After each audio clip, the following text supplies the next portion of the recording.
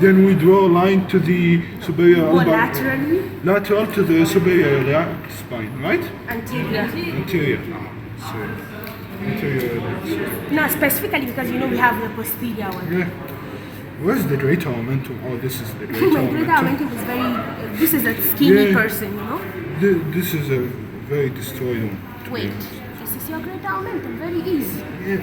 This is the transverse column, right? This is the transverse column. Yeah, this is it. Yeah. Okay. Mesotransverse column, where is it? Exactly. This is. Okay, this If is this is the transverse colon, inferior to the transverse colon, what connects the transverse colon and the posterior wall of the abdomen is the mesotransverse colon. What do we have else? This is the river. This is the gallbladder. Where's the fusiform digger? You did not tell me how to cut the abdomen. You cut the abdomen, you did not finish telling me, you just went into the greater omentum. To cut the abdomen, how do you do? There are two ways. Well, from the xiphoid to the pubis, I think. You make a line, right? You make a cut. You cut from the xiphoid, you get to the fusiform, you cut laterally, you open the upper part, then from the umbilicus, as you said, then we have now the inferior infracolic and the supracolic.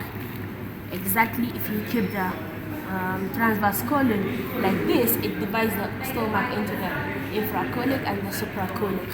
So here you have shown the liver, the gallbladder. Now here show me the stomach. The stomach. This is. If you have your greater omentum, you agree this is greater omentum? Yeah. What is it attached to the stomach? No, don't. It attached to the stomach how? Through the greater curvature. Greater curvature. So this Then is the stomach then. Yeah. Okay. Then laterally, what can you see? Spleen. Yeah, the spleen. Okay, please put your hand. This is the spleen here. You cannot see it, you can just touch it. Yeah, I don't see it. Why is it not seen in Do you touch the hardest part of it?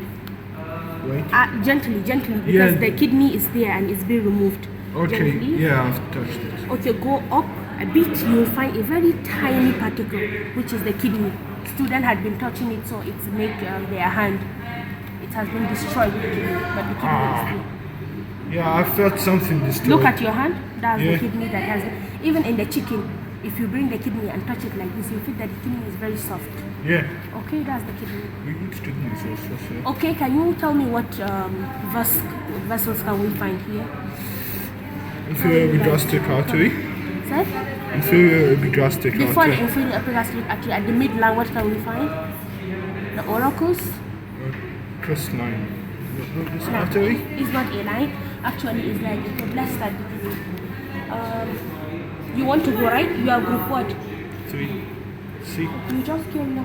Yeah. No need to go. Just wait. Okay. Bismillahirrahmanirrahim. Initially, if we are going to cut, you have already told me, right? If we're going to cut get access into the abdomen, we have two ways of going. We take from the umbilicus, we cut laterally to the anterior iliac spine, then we have the inferior wall of the abdomen open. Exactly superiorly, if we want to cut the abdomen, we go from the xiphoid, we go deep, we locate to the falciform, then we cut laterally, then we open the superior wall of the abdomen. Now, as we know, when you keep your hands like this, we have the abdomen divided into two. Exactly, we have the supracolic and the infracolic. Again, the structure inside that divides the abdomen. When you keep the colon shows you the division of the abdomen. Before we get into the abdomen, hopefully, I think you can see the prominent liver. Clear with the gallbladder. The gallbladder is very clear here. It's green. It's because of the bile.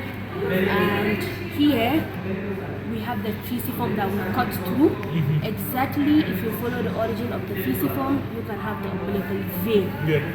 Okay, this is very okay. Now when we go down into the abdomen, when we open the first thing we should find is the greater omentum. As you see, this is a skinny cadaver, so we cannot see the greater omentum very big. So this is the greater omentum. And one thing I have to tell you, this cadaver was a patient. He has herniation. So we are going to see herniation actually at the end. So this is the greater omentum. When you open it like this, the first thing you can see is the transverse colon. So we go laterally to see the ascending colon. Look at it. Let's take the hand, please. The ascending colon is here. Look at it. Very obvious. It's not being separated from the omentum. Like this.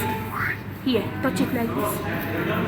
This is the beginning of it. Yeah, this is the beginning. This is the transverse. This is the transverse colon, and we know that here we have an attachment between the transverse colon to the posterior wall of the abdomen, which we call the mesotransverse colon. So this exactly the attachment. This attachment, imagine this was sealed like this or not dissected. This is the transverse colon. Then the attachment of it to the posterior one is the mesotransverse colon. Then now we go. What we should expect to see after the transverse colon is what? The descending colon. Look at it. This one is very obvious. You can see it, right? Descending colon. Then after descending colon, we can see the sigmoid. Sigmoid and the rectum. Now the sigmoid, it enters to the rectum. Now you can feel it. Feel it? Oh, I can feel it. The anus. Ah. After we open the Can you see the appendix? No, we don't have it here. Has been cut? Actually, we did not ask. But it's not present here. They remove the stomach from this body? No, look at the stomach. It's very flat. I told you this is a skinny patient. Also a patient. Is a patient, meaning he has a GI obstacles, you know. Since you see that he has herniation, meaning so many surgery has been taken. As Ustad say, he cannot tell you whether the herniation is direct or indirect because of the medical intervention. So now we have the greater omentum is attached to the greater curvature of the stomach. We open it. This is our intestine. This is the intestine. This is our jejunum. This is our intestine. As you see the intestine, if you compare it to the other cadavers, this is very small.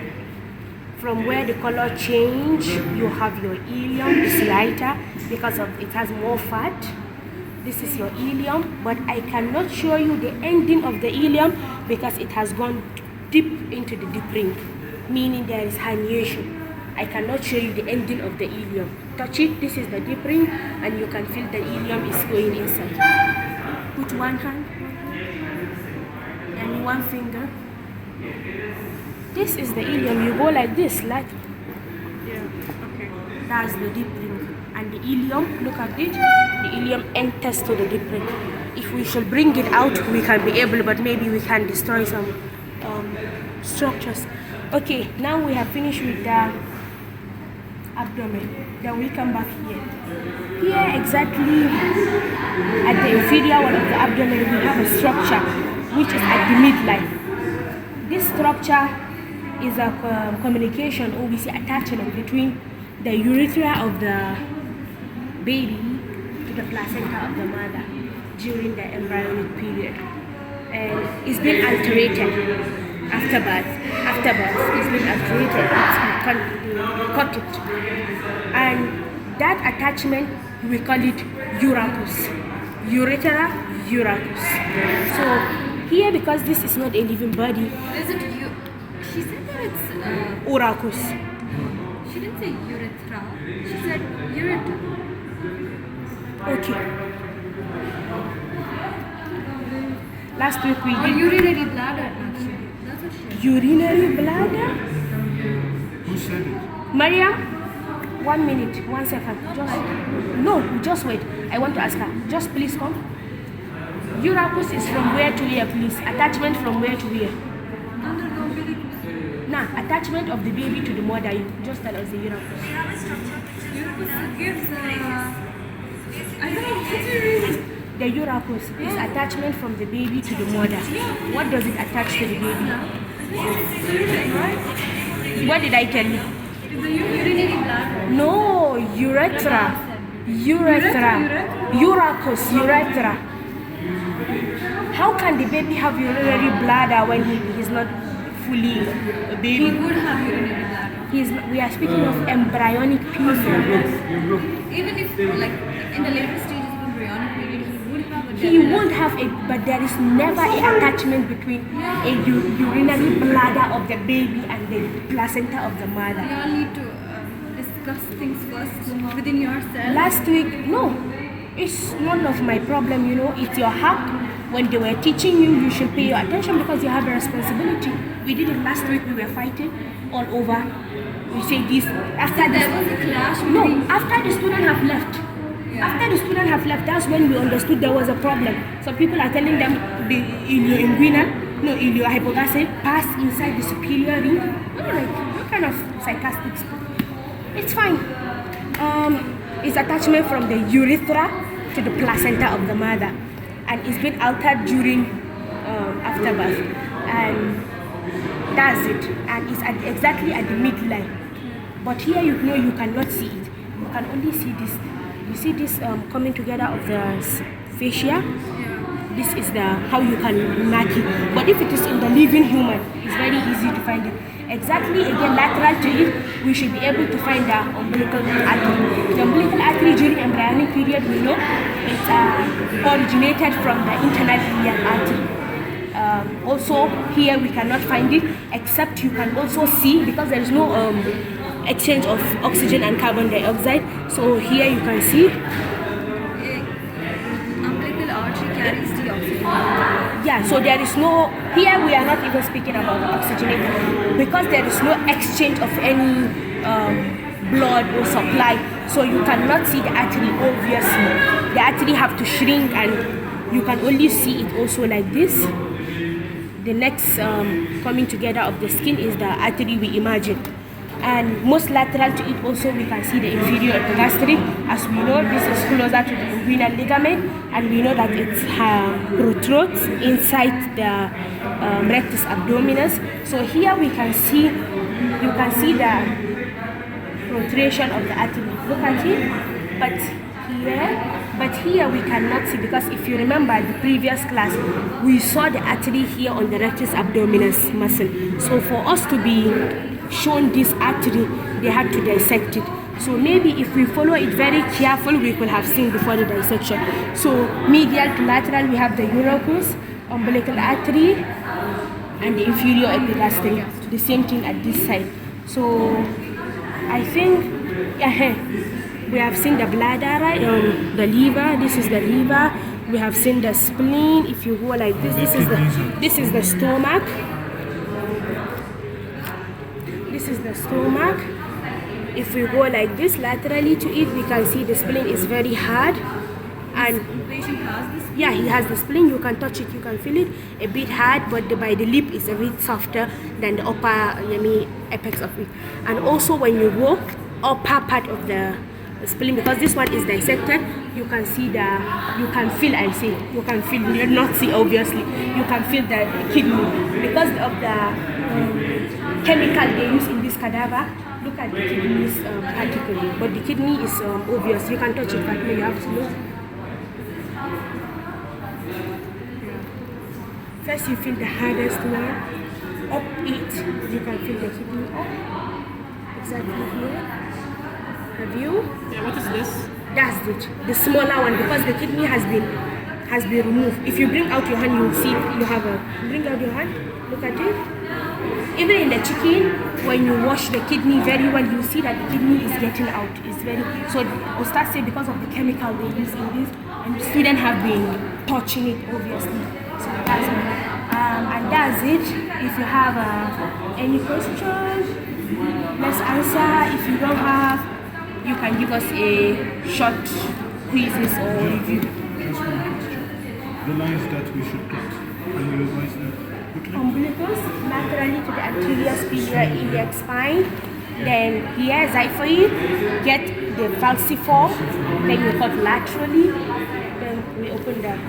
After the falciform, immediately Immediately when you get the falciform, just cut laterally Okay. and open it laterally. That's Yeah, then we have the supracolic and the infracolic, meaning we have two divisions of the abdomen. And don't forget, here we only saw the greater omentum. We didn't see the lesser omentum, and we haven't seen the lesser sac. Aha, I forgot. At the where the mesotransverse colon is, the orifice can permit you to go to the pyloric fossa. Pyloric fossa? Yeah, I think pyloric fossa, if I did not forget. Sorry. You went Mariam, for surgery? huh? Surgery. What is surgery? I think I know who I'm calling. Mariam, sorry, 1 minute. The orifice of mesotransverse colon, the orifice, when you follow it can permit you to see which fossa, pyloric fossa, mesotransverse colon. Mesotransverse colon. If you follow this orifice, it can permit you to see which fossa. I read it in the book. What was it? No, Ustad did not say it, but I could remember.